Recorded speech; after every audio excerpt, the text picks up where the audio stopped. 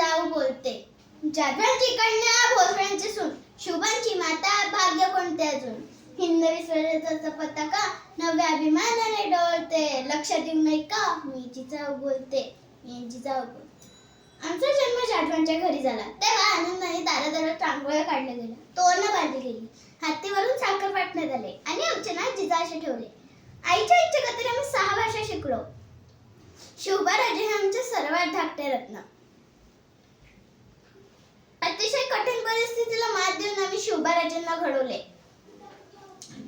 अंगणातली तुळस, गोठातली गाय, घरातली माय, ज्यांच्यावर जर कोणी वाकड्या नजरेने पाहिले तर त्याची गय करू नये अशी शिकवण आम्ही शिवबाराजेंना दिली.